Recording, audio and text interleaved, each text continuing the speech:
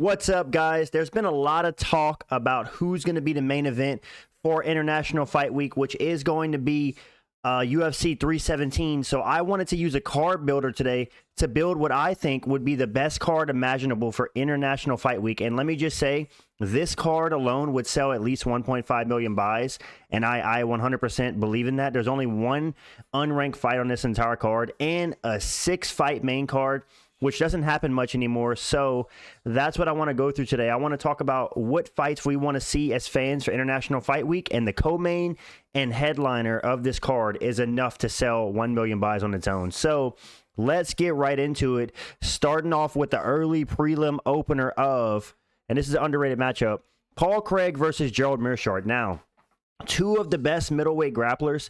I know Paul Craig is kind of spotty in his grappling, and Meerschaert just got submitted by Rainer de Ritter, but I do not think these guys have fought each other yet.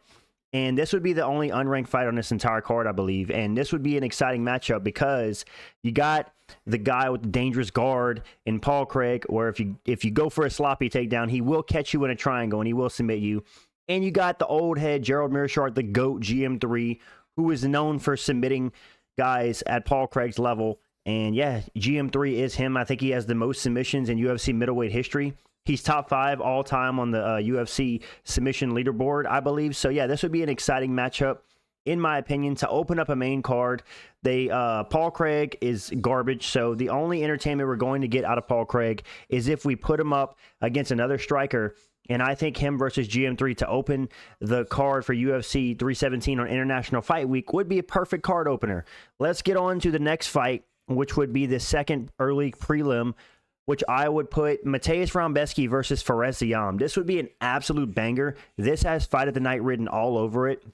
Mateusz Rebecki is obviously coming off that win over Murderbek Oralbite last year, which is one of the most gruesome and bloody fights we've ever seen, and just an absolute war, arguably fight of the year, versus Fares Ziam, who I think is on a 5-fight win streak, coming off that win over Mike Davis, I believe, at UFC 311.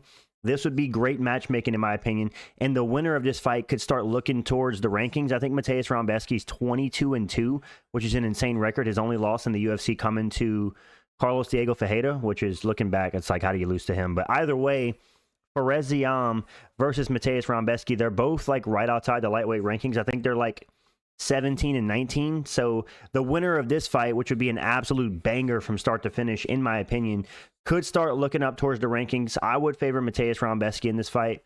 Listen, Fares Ziam looked good in his last fight, but it's Mike Davis, dude.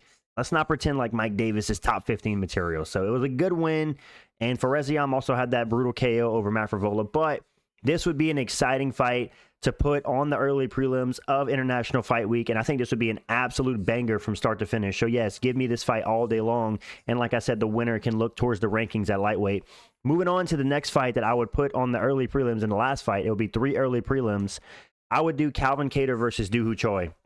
This is perfect, in my opinion. I do think Doo Ho Choi, after completely steamrolling Nate the Train in the PFL, baby, Doo Ho Choi just absolutely embarrassed Nate the Train, and Calvin Kattar's on a 4-fight losing streak, hasn't won a fight since 2021, and yeah, he's obviously struggling to get a win. He's barely top 15, he's top 14 now, so what better way to see if we can get Doo Ho Choi into the rankings than giving him Calvin Kattar? I think this would be an absolute great fight, and yeah, man.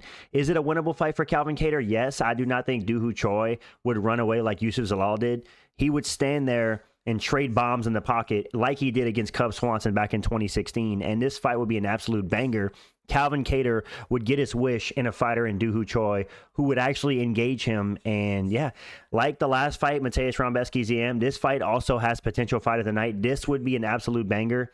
And yeah, man, it would give a chance for Doo Ho Choi to break into the top 15, which I think he's earned a right to fight that. And Calvin Kattar on a 4-fight skid, it would be for him to prove that he's still top 15 level. And hey, man, I'm holding my spot. Ain't no Korean Superboy come and take my spot. So yes, this would be the last fight on the early prelims. I think this would be a stack early prelims, and what fan would not want to see these fights? Let's get on to the regular prelims. The first fight of the regular prelims would be Derek Lewis versus Taliesin Teixeira.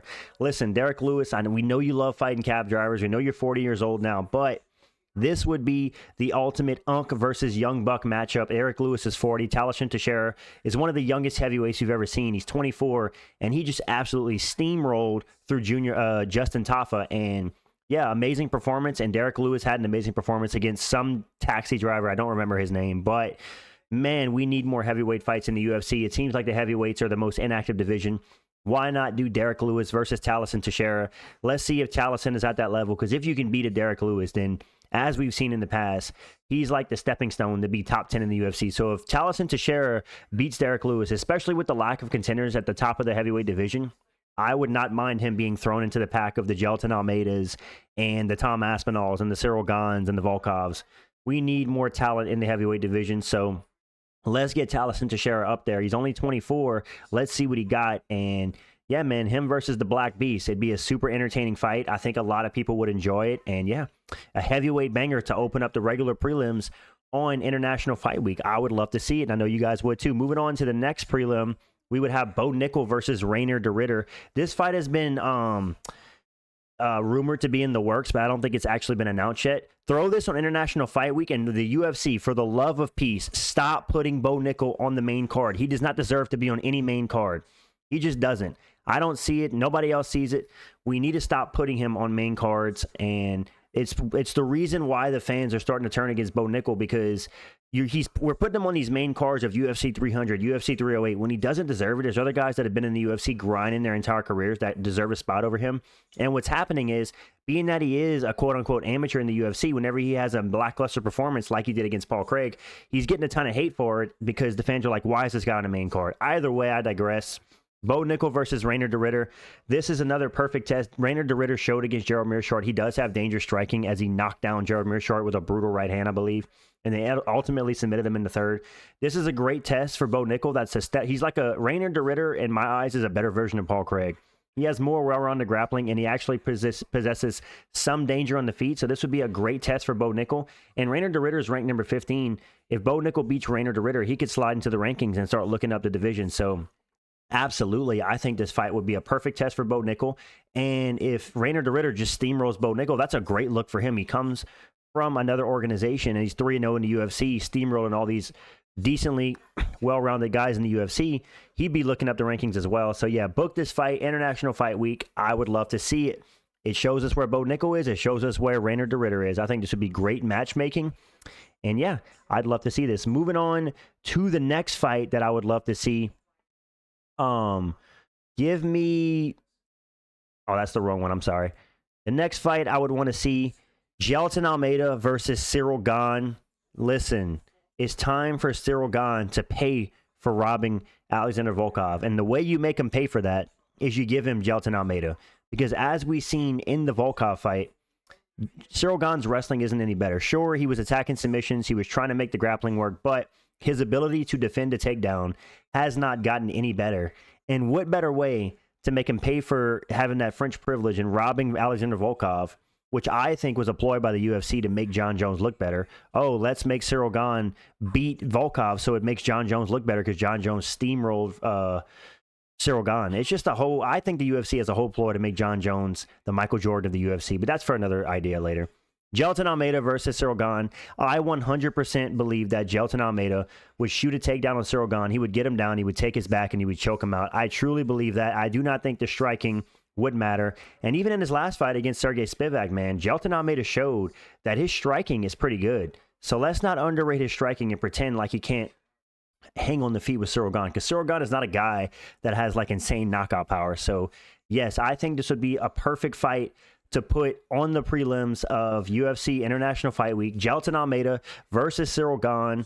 If Cyril Gahn beats Gelton Almeida, then he says, you know what, that Volkov fight wasn't a fluke or a gifted win. I just destroyed Gelton Almeida. Give me a shot against Tom Aspinall or John Jones. And for Gelton Almeida, if he beats Cyril Gahn, listen, you could do Gelton Almeida versus Tom Aspinall while John Jones sits in the corner and cries about how he's not getting paid enough. But either way, I would love to see this fight. It would be an absolute banger. And yeah, I do think Gelton Almeida would get the finish over Cyril Gahn.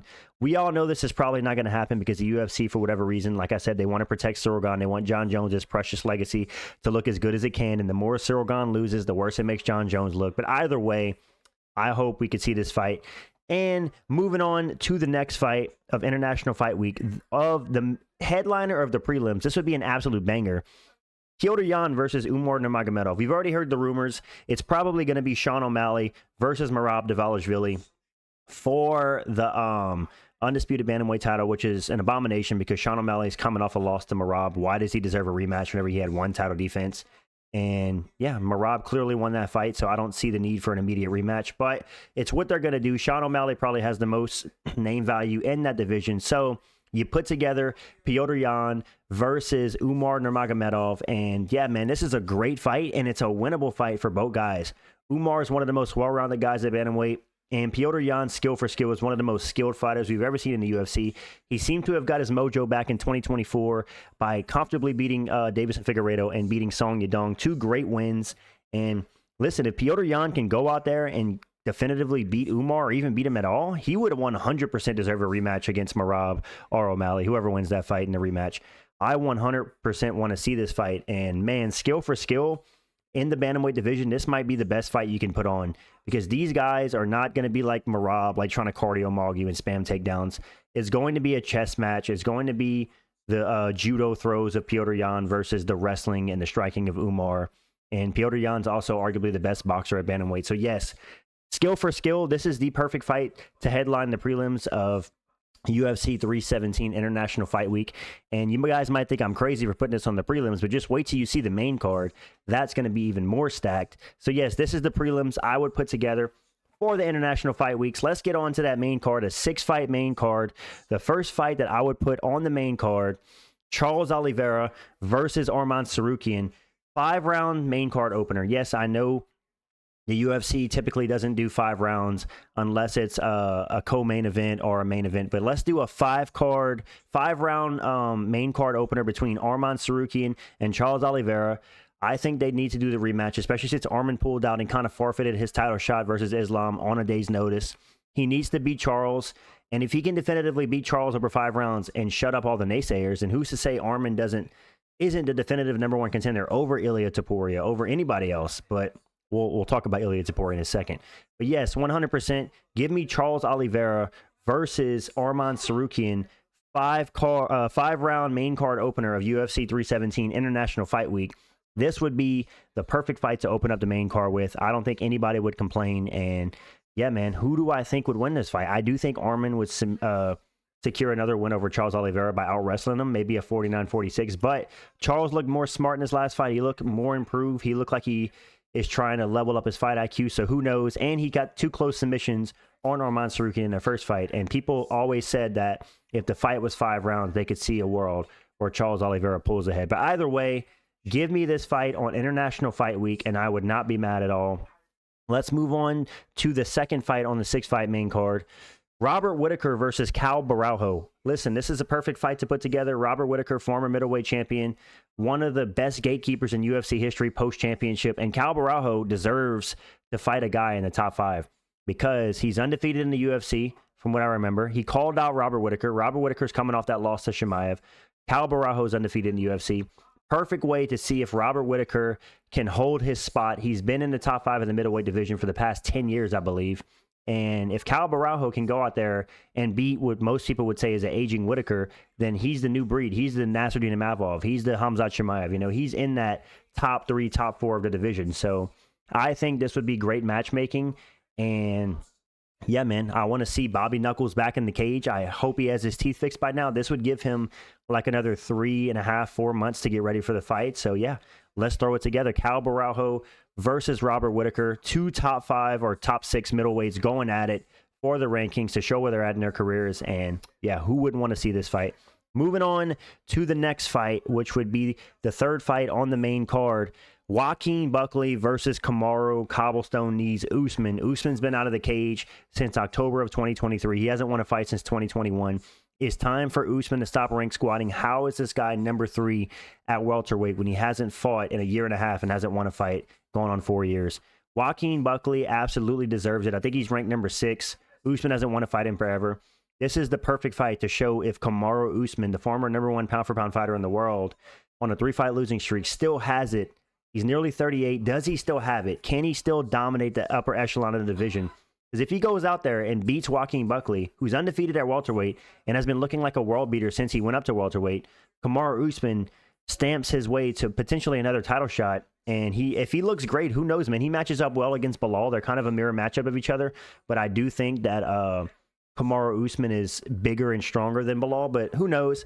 Joaquin Buckley versus Kamaru Usman. I would favor Buckley to win this fight just because of the age of Kamaru Usman, the knees, the out of cage. He's not getting any better. Hasn't won a fight in ages. I think the momentum is all on Buckley's side, but momentum, whatever you want to call it, let's get this fight put together, man. Where's Kamaru Usman? Buckley called him out. It's the fight to make, man. And Kamaru Usman didn't want to hear the call out because whenever Buckley called him out, he left the crowd at the Covington versus Buckley event before Buckley could call him out because he didn't want to hear it because he knew. Kamaru Usman, it's time to stop yapping on your podcast with Henry Cejudo and get back into the cage because he's kind of left his fans on ice on why he's been gone for so long. We can only assume it's been an injury. But give me this fight for the third fight on the main card of International Fight Week, and I think everybody would love this. Moving on to the next one, the feature fight, and this is a banger. Dustin Poirier's last fight. Give me Dustin Poirier versus Max Holloway. Now, listen, I know Dustin Poirier has went on record to say that he wants to end his career in Louisiana. He wants his last fight to be in New Orleans, but that might be far-fetched. We don't even know if the UFC is going to Louisiana this year. Let's get Dustin's last fight on one of the biggest cards ever in UFC history, arguably the biggest card in UFC history. Let's get Dustin Poirier on it versus Max Holloway, the third fight for the BMF belt, a 5-round BMF title fight. Listen, I am very critical of the BMF belt. I kind of feel like it's a participation trophy, but let Dustin Poirier have his participation trophy before he goes out and retires after his legendary career. The best fighter to never win a belt. And for Max Holloway, if you beat Dustin Poirier, you say, hey, I'm a legit lightweight. I beat a guy who's already beat me 2 times definitively. Dustin Poirier submitted Max Holloway back in the day, and then he beat him on short notice, somewhat short notice, whenever Max was on a 13-fight win streak back in 2019. So this would be the third fight. Max would be well built into the lightweight division. Dustin Poirier, it'd be his last fight for him to claim that BMF belt that he got away from him when he fought Gaethje when he got knocked out. And yeah, man, I would pick Dustin Poirier to get his third win over Max Holloway, but this would be an absolute war, an absolute banger. You guys saw the second fight between these guys. It was closer than people want to admit. And yeah, I'd be excited. Dustin Poirier absolutely deserves to be on one of the biggest cards of all time. So if we can get this fight made, it will be an absolute banger. I don't know what else to say, guys. It's a banger. Let's go. Let's go for that. And in the co-main event, this is one of the greatest skill-for-skill fights we could ever put together in the history of the UFC. Ilia Topuria versus Islam Makhachev. Listen, I know Islam said he doesn't want to fight a featherweight in Ilia Topuria, but Ilia Topuria has vacated his belt. He's a lightweight now. He's undefeated in the UFC. Top 5 pound for pound. Why not give him the shot against Makhachev? Makhachev's not going to go up to fight Bilal because Bilal Muhammad is best friends or friends with Makhachev. They fight from the same camp. And arguably nobody at lightweight right now. Arman doesn't deserve a shot because he pulled out on 1 day's notice. He needs to earn it back, in my opinion. Charles doesn't deserve a shot. He's on a 1-fight win streak. There's nobody that really sticks out at lightweight. Why not give Ilia Topuria a shot at Makhachev? And we can see skill for skill, one of the greatest fights we've ever seen in UFC history. You have Ilia Topuria, who has the best boxing we've ever seen in the UFC, dangerous leg kicks, and we get to see where his grappling is. A lot of people don't know how good Ilia's grappling is, including myself. We don't know. Sure, he submitted Bryce Mitchell, but outside of that, we haven't really seen much from his grappling, and he's claiming that he's an amazing grappler and even a better grappler than he is a boxer or striker. So we would get a chance to see that because I absolutely think that Islam would get him to the ground. And I would love to see with the scrambles and the submissions where the fight would go on the ground. Can you imagine a world where Ilia Topuria submitted Islam Makhachev? That would flip the UFC on its head. Ilia would take his belt and his 15-fight win streak and throw it in the garbage. But I do not think that would happen. I do think Islam would end up winning this fight by decision or by submission. It would be insane. I would love to see this fight. Now that Ilia has vacated his belt and he's not holding up the featherweight division, I have no issue with Ilia Topuria going up to lightweight to face Islam Makhachev for his belt. He's not holding up the division. He's not stalling out. He's saying, screw the double champ thing. I'm just going to go vacate my belt, go up, face Makhachev. So, yeah, put it together. The co-main event of International Fight Week. And this could main event any UFC card. But we're trying to make this card special. So you guys know the main event needs to be John Jones versus Tom Aspinall. Now, I've went on record many times to say that I do not think John Jones will face Tom Aspinall. I don't think he wants to. And I guess it's fine because he's done so much in his career. Technically, he doesn't need to face Tom Aspinall. But if you're going to be a coward and you're not going to fight your active interim champion, just vacate the belt, dude. Stop pricing yourself out. John Jones knows the UFC isn't going to give him $50 million or $100 million. He knows. So his way of ducking Tom Aspinall is to just say, you know what? I'm just going to price myself out and extend this negotiation tactic with the UFC to keep my name in the headlines and continuously duck Tom Aspinall while Tom sits on the sidelines wasting his prime. Tom Aspinall could be fighting. He could have fought 3 times already since John Jones been ducking him. So he's wasting his prime because John Jones is holding up the division whenever he has an active interim champion and he chose to fight old man Stipe instead. But either way, if the UFC can get this fight made and get all these fights on one card, guys, just look at this card. Look at how insane this card would be. You're telling me that this card would not sell at least 1.5 million buys? I think it 100% would. This would be the biggest non-Conor McGregor card we've had in a long, long time in the UFC. This might even be the highest selling pay-per-view of all time outside of the Conor McGregor cards, I think. But we won't know unless the UFC puts together a fight card like this. Obviously, this fight card is very far-fetched. We already know that John Jones probably won't fight Tom Aspinall. We already know that Islam said he doesn't want to fight Topuria until he establishes himself. We know that Dustin wants to fight in Louisiana. Kamaru Usman's on ice. There's a lot of what-ifs in the air, but could you guys imagine if the UFC was able to throw a card together like this for International Fight Week 2025? Dude, I think we would be blessed as fans, and I wouldn't complain about the UFC fight cards for a long time if we got this absolute banger. I think this card is better than UFC 300 on paper, as Anthony Smith would say. But yeah, this is the card I built for International Fight Week, guys. Like I said, I know it's far-fetched, but man, could you imagine if we got this? Let me know what you guys think in the comments. I appreciate you guys watching. I'm out, and peace.